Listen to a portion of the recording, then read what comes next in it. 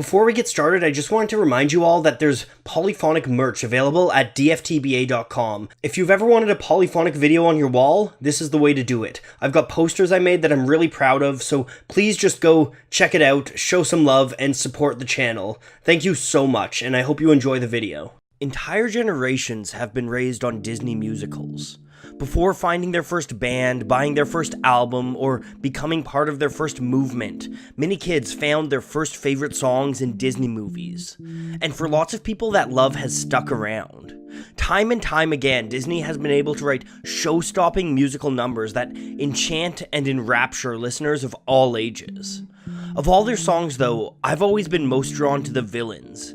Disney has a unique way of introducing their antagonists, and I think by looking at some of these villain songs, we can better understand why Disney captures new generations of imaginations year after year. Let's take a closer look.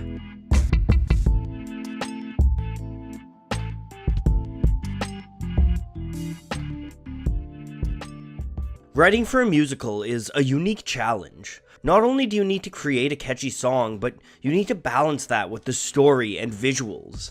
In order to tackle this challenge, Disney takes a collaborative approach with their writing.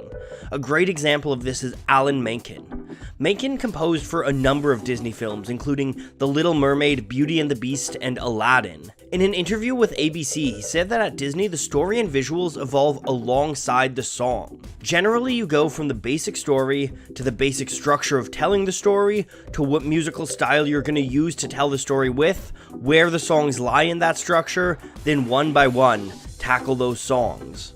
This process is why Disney songs are able to fit so seamlessly. They've been developed right there alongside the story, instead of plugged in afterwards. For an example of this, you need look no further than one of Disney's most iconic villain songs, Gaston. One's slick as Gaston, no one's quick as Gaston, no one's next as incredibly thick as Gaston, for there's no man in town half as manly. On the surface, the song seems to be telling you all about Gaston himself, but actually you kind of know that already.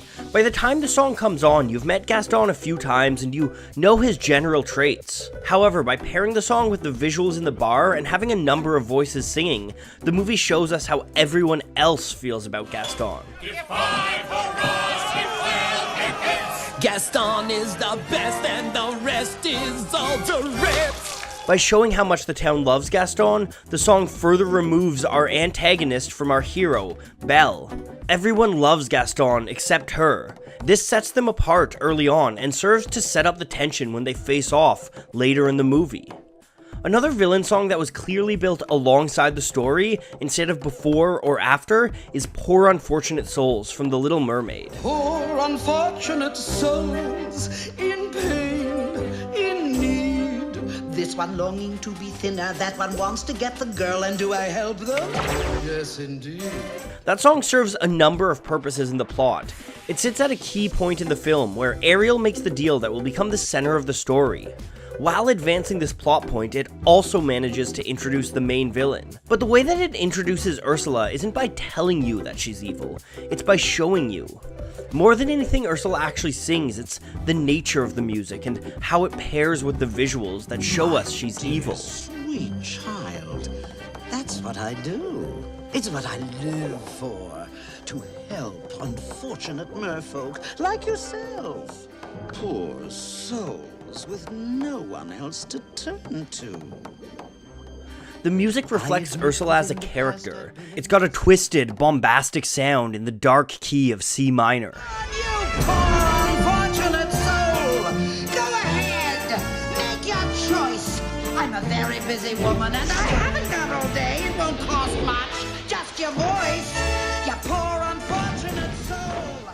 It's sad. The makeup of the music also serves an important role in the ebb and flow of the soundtrack. It introduces a musical tension. So far, the songs have been bright and happy, and this dark song signals that the movie is about to progress into the unknown.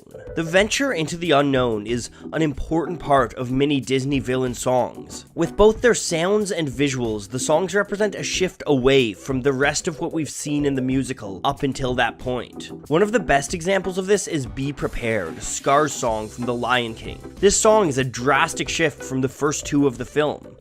The Circle of Life uses warm, comforting color palettes complemented by a song that climbs upward dramatically in a major key. The next song, I Just Can't Wait to Be King, has a bright color palette with upbeat music in another major key. When we get to Be Prepared, we're met with a palette of darker colors and greens and a slower, dark song in a minor key.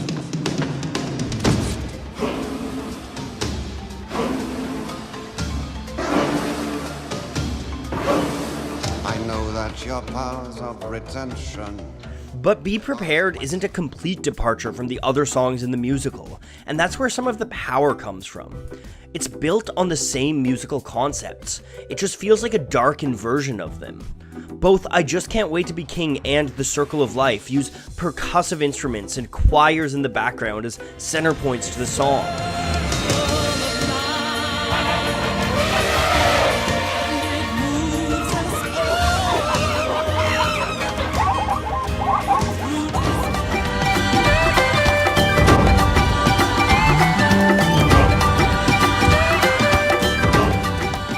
Be Prepared follows this trend too.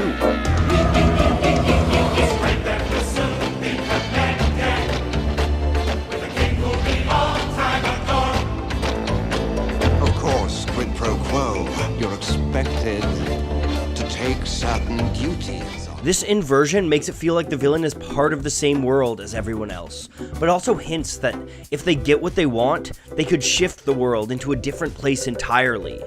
For something like The Lion King, the music is almost a prediction of what's gonna happen once Scar takes over the Pride Lands. It's the music of the Pride Lands, but twisted and distorted. So prepare for the coup of the century. Be prepared for the murkiest scam. Meticulous plan. No villain song twists things quite like Jafar's Prince Ali reprise in Aladdin. Prince Ali, yes it is he, but not as you know him. Read my lips and come to grips with reality. In this song, the villain takes one of the hero songs and turns it on its head, and it works wonders.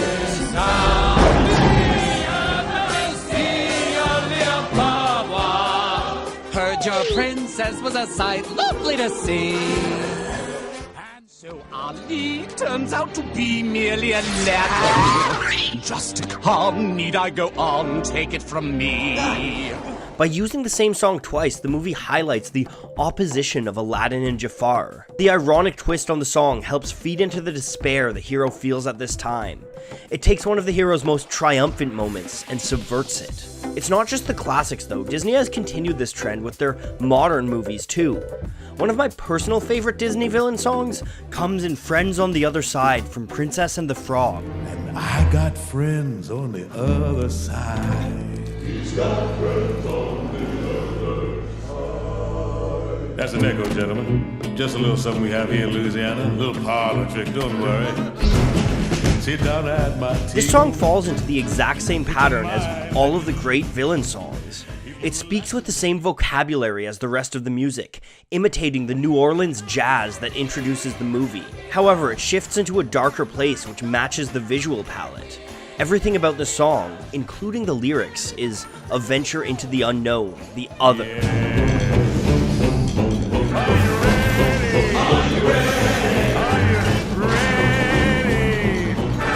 Transformation Central. Transformation Central. Transformation Central. Transformation Central. Transmogrification Central. Over the years, Disney has created a whole host of memorable villains. And while the story and the actors are a part of the reason these villains have stuck with so many people, the songs are just as important. These songs help tell the story and show you who these characters are. Even beyond that, they show you each character's terrible potential. The potential to take our happy ending and replace it with something much worse. And isn't that what Disney's all about? That's part of what makes Disney so magical. The way they're able to use music to turn a good story into a masterpiece.